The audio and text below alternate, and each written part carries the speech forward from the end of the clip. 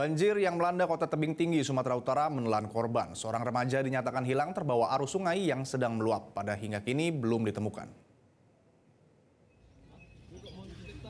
Petugas Badan Penanggulangan Bencana Daerah (BPBD) Kota Tebing Tinggi masih terus melakukan pencarian korban hanyut di Sungai Bahilang, Kelurahan Parsiakan, Tebing Tinggi, Sumatera Utara.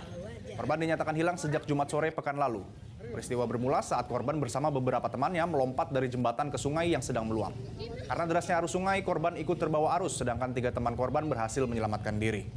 Memasuki hari keempat, tim pencari dibagi 2 kelompok dan pencarian diperluas hingga ke Bendung Bajayu di Sungai Padang yang berjarak beberapa kilometer dari lokasi kejadian.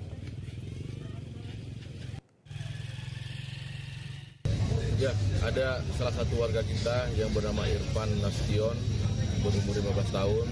Anak kita sudah kita himbau beberapa kali untuk tidak mendekati sungai, tepatnya Sungai Bahilang.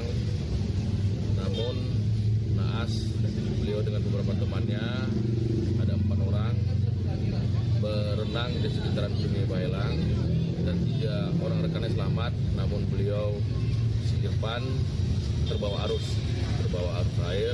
Namun kita sekarang dengan tim terus mencari. Dan mudah-mudahan kita berdoa, insya Allah. Jelajahi cara baru mendapatkan informasi. Download Metro TV Extend sekarang.